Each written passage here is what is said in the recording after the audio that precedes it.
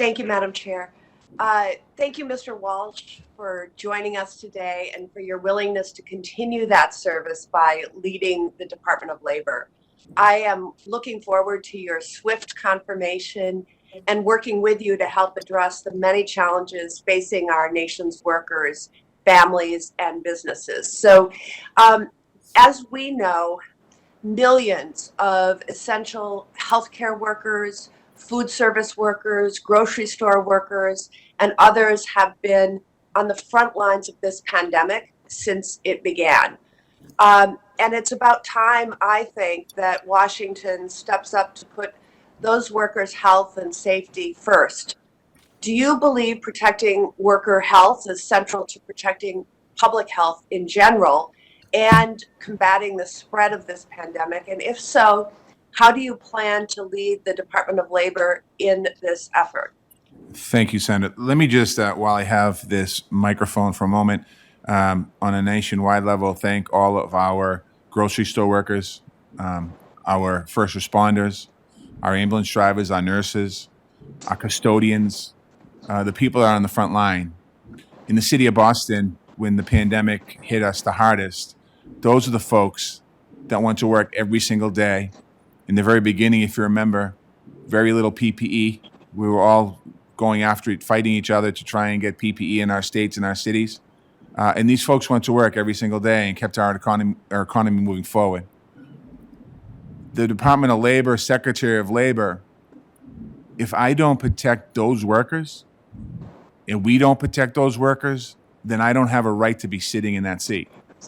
And those are my people. Those are the people that through snowstorms, through tragedies, through a pandemic, they're constantly there for us day in and day out. And we need to do everything we can to support those workers because they support us on a daily basis. So I look forward to continuing the conversation with you, Senator, but also really, doing some legislative stuff to support workers, but we don't need the legislation to support workers that take care of us every day. And again, I want to just personally thank all of those first responders, thank those grocery store workers, and all those folks who you've been working tirelessly. That, if confirmed, you'll have a Secretary of Labor that understands and cares and loves you and loves the work that you do every single day.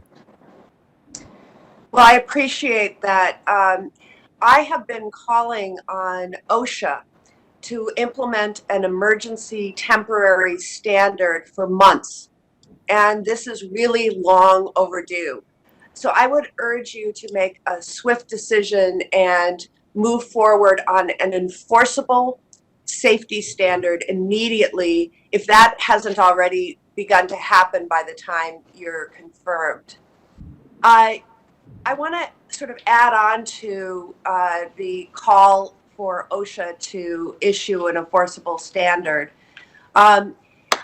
Included in the Biden administration's January 21st executive order on protecting worker health and safety, President Biden asked Congress to pass legislation that strengthens and expands OSHA's authority as provisions in my COVID-19 Every Worker Protection Act of 2021 would do. We think that OSHA's emergency temporary standard, if and when issued, is exceedingly important, but it still won't reach all workers, which is why we do have to act legislatively. Why do you think these expanded safety protections are needed, and how will workers be left unprotected if Congress fails to act? Yeah, I first and foremost, I also, just a side note for a second, President Biden also wants to increase the number of inspectors at OSHA.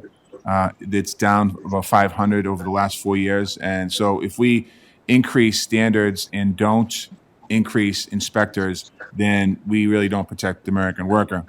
I find it really important that as we think about these standards, again, as I said in the earlier part of the conversation here, OSHA should not be looked at by business and saying, oh my God, this is terrible, let's not do that.